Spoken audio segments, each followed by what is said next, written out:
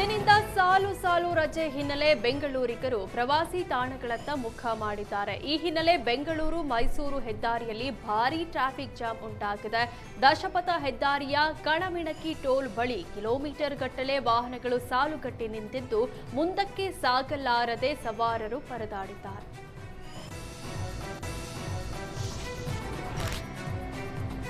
ಇಂದಿನಿಂದ 3 ದಿನಗಳ ಕಾಲ ರಜೆ ಇದೆ. ಹೀಗಾಗಿ ಬೆಂಗಳೂರಿನಿಂದ ಊರುಗಳತ್ತ ಜನ ಹೊರಟಿದ್ದು ನೆಲಮಂಗಲ ಹೆದ್ದಾರಿಯಲ್ಲಿ ಭಾರೀ ಟ್ರಾಫಿಕ್ ಜಾಮ್ ಉಂಟಾಗಿದೆ. ಬೇಸಿಗೆ ರಜೆ ಹಾಗೂ ಸಾಲು ಸಾಲು ರಜೆ ಹಿನ್ನೆಲೆ ಊರು ಹಾಗೂ ಪ್ರವಾಸಿ ತಾಣಗಳತ್ತ ಜನ ಮುಖ ಮಾಡಿದ್ದಾರೆ. ಜನ ಒಮ್ಮೆಲೆ ರಸ್ತೆಗಿಳಿದ ಪರಿಣಾಮ ನೆಲಮಂಗಲ ಹೆದ್ದಾರಿಯಲ್ಲಿ ಭಾರೀ ಟ್ರಾಫಿಕ್ ಜಾಮ್ ಉಂಟಾಗಿದೆ. ಕಿಲೋಮೀಟರ್ ಗಟ್ಟಲೆ ಸ್ಲೋ ಮೂವಿಂಗ್ ಟ್ರಾಫಿಕ್ ಜಾಮ್ ಇದ್ದು ಸವಾರರು ಪರದಾಡಿದ್ದಾರೆ.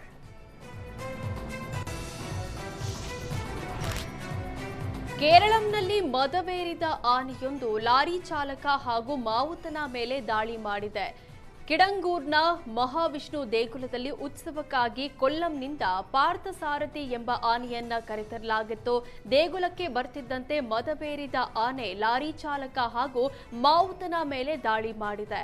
ಆನೆ ದಾಳಿಗೆ ಲಾರಿ ಚಾಲಕ ವಿಷ್ಣು ಸ್ಥಳದಲ್ಲೇ ಮೃತಪಟ್ಟಿದ್ರೆ ಮಾವುತ ಪ್ರದೀಪ್ಗೆ ಗಂಭೀರ ಗಾಯವಾಗಿದೆ. ಇನ್ನು ದೇಗುಲದ ಆವರಣದಲ್ಲಿ ನಿಂತಿದ್ದ ಕಾರನ್ನ ಸೊಂಡಿಲಿನಿಂದ ಆನೆ ಎತ್ತಿ ಬಿಸಾಡಿದ್ದು ಬೈಕ್ಗಳನ್ನ ಜಖಂಗೊಳಿಸಿದೆ. ಸತತ 2 ಗಂಟೆಗಳ ಕಾಲ ಕಾರ್ಯಾಚರಣೆ ಬಳಿಕ ಅರಣ್ಯ ಅಧಿಕಾರಿಗಳು ಆನೆಯನ್ನ ಸೆರೆ ಹಿಡಿದರು.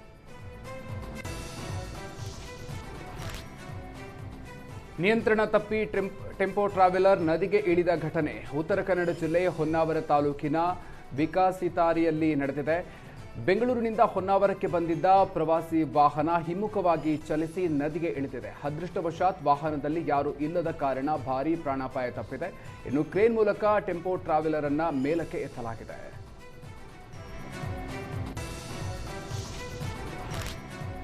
ಬಿರು ಬೇಸಿಗೆ ಮಧ್ಯೆಯೂ ಕಾಫಿ ನಾಡು ಚಿಕ್ಕಮಗಳೂರಿನಲ್ಲಿ ಮಳೆರಾಯ ಅಬ್ಬರಿಸಿ ಬೊಬ್ಬೆರೆದಿದ್ದಾನೆ. ಚಿಕ್ಕಮಗಳೂರು ನಗರದಾದ್ಯಂತ ಮೇಘರಾಜ ಆರ್ಭಟಿಸಿದ್ದಾನೆ. ವರುಣಾರ್ಭಟಕ್ಕೆ ರಸ್ತೆ ಮೇಲೆ 1 ಅಡಿಯಷ್ಟು ನೀರು ನಿಂತಿದ್ದು ದಿಢೀರ್ ಮಳೆ ಸುರಿದ ಪರಿಣಾಮ ವಾಹನ ಸವಾರರು ಪರದಾಟ ನಡೆಸಿದರು.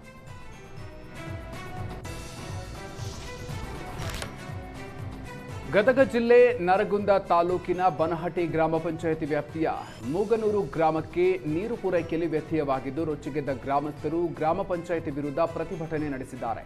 20 ದಿನದಿಂದ ಗ್ರಾಮಕ್ಕೆ ಕುಡಿಯುವ ನೀರು ಬಿಡ್ತಾ ಇಲ್ಲ. ಮಲಪ್ರಭಾ ನದಿ ಮೂಲಕ ನೀರು ಹರಿಸುವಂತೆ ಗ್ರಾಮಸ್ಥರು ಆಗ್ರಹಿಸಿದ್ರು. ಗ್ರಾಮ ಪಂಚಾಯಿತಿ ಕಚೇರಿ ಎದುರು ಜಮಾಯಿಸಿದ 8,000ಕ್ಕೂ ಹೆಚ್ಚು ಗ್ರಾಮಸ್ಥರು ಅಧಿಕಾರಿಗಳಿಗೆ ತರಾಟೆಗೆ ತೆಗೆದುಕೊಂಡರು. ಗ್ರಾಮದಲ್ಲಿರುವ ಶುದ್ಧ ನೀರಿನ ಘಟಕ ಇದ್ರೂ ಇಲ್ಲದಂತಾಗಿದೆ. ಶುದ್ಧ ನೀರಿನ ಘಟಕ ಸಂಪೂರ್ಣ ಕೆಟ್ಟು ಹಾಳಾಗಿದೆ. ಕೆರೆಯ ನೀರು ಕೂಡ ಕಲುಷಿತವಾಗಿದೆ. ಹೀಗಾಗಿ ನೀರಿನ ಸಮಸ್ಯೆಗೆ ಮುಕ್ತಿ ಕೊಡಿ ಅಂತ ಗ್ರಾಮಸ್ಥರು ಆಗ್ರಹಿಸಿದ್ದಾರೆ. ಬೆಂಗಳೂರು ವ್ಯಾಪ್ತಿಯ ವಿವಿಧ ಕಾಮಗಾರಿಗಳಿಗೆ ಡಿಸಿಎಂ ಡಿಕೆಶಿ ಶಂಕುಸ್ಥಾಪನೆ ನೆರವೇರಿಸಿದ್ರು. ಬನಶಂಕರಿ ಜಂಕ್ಷನ್ನಲ್ಲಿ ನೂತನವಾಗಿ ನಿರ್ಮಾಣಗೊಳ್ತಿರುವ ಸ್ಕೈ ವಾಕ್ಗೆ ಡಿಕೆಶಿ ಶಂಕುಸ್ಥಾಪನೆ ನೆರವೇರಿಸಿದ್ರು. ಬನಶಂಕರಿ ಮೆಟ್ರೋ ನಿಲ್ದಾಣ, ಬಿಎಂಟಿಸಿ ಬಸ್ ನಿಲ್ದಾಣ, ಬನಶಂಕರಿ ದೇವಸ್ಥಾನಕ್ಕೆ ಸಂಪರ್ಕ ಕಲ್ಪಿಸುವ ಹೈಟೆಕ್ ಸ್ಕೈ ವಾಕ್ ಯೋಜನೆಗೆ ಡಿಕೆಶಿ ಚಾಲನೆ ಕೊಟ್ಟರು. 31 ಕೋಟಿ ವೆಚ್ಚದಲ್ಲಿ ಸ್ಕೈ ವಾಕ್ ನಿರ್ಮಿಸಲಾಗ್ತಾ ಇದೆ. ಇನ್ನು ಈ ಕಾರ್ಯಕ್ರಮದಲ್ಲಿ ಸಾರಿಗೆ ಸಚಿವ ರಾಮಲಿಂಗ ರೆಡ್ಡಿ, ಮಾಜಿ ಶಾಸಕಿ ಸೌಮ್ಯ ರೆಡ್ಡಿ, ಬೆಂಗಳೂರು ದಕ್ಷಿಣ ಸಂಸದ ತೇಜಸ್ವಿ ಸೂರ್ಯ ಕಾರ್ಯಕ್ರಮದಲ್ಲಿ ಭಾಗಿಯಾಗಿದ್ದರು.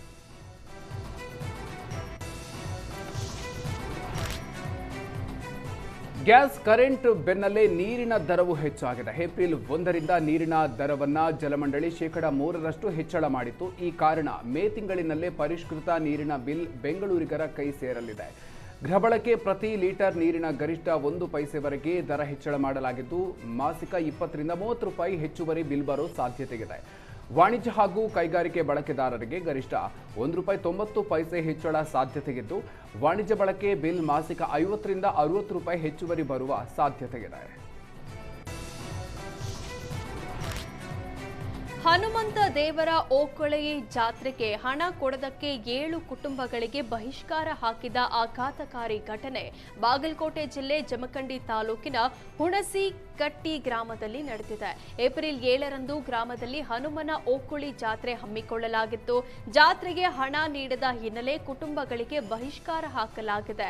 ಯಲ್ಲಪ್ಪ ಚಗಣ್ಣವರ, ಅಣ್ಣಪ್ಪ ಕಡಪಟ್ಟಿ, ಸಿದ್ದಪ್ಪ ಎಣ್ಣಿ, ಕರೆಪ್ಪ ಎಣ್ಣಿ, ಯಲ್ಲಪ್ಪ ಕಲ್ಲೋಳಿ, ಮಲ್ಲಪ್ಪ ಬಟಕುರ್ಕಿ, ರಾಮಪ್ಪ ಬಟಕುರ್ಕಿ ಅನ್ನೋರ ಕುಟುಂಬಕ್ಕೆ ಬಹಿಷ್ಕಾರ ಹಾಕಲಾಗಿದೆ.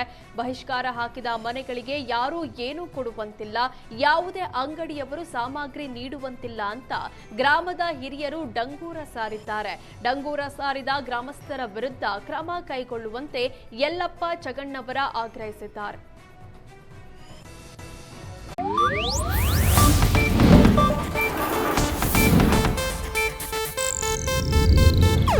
ಇದು ಏಷ್ಯಾನೆಟ್ ನ್ಯೂಸ್ ನೆಟ್ವರ್ಕ್ ಪ್ರಸ್ತುತಿ.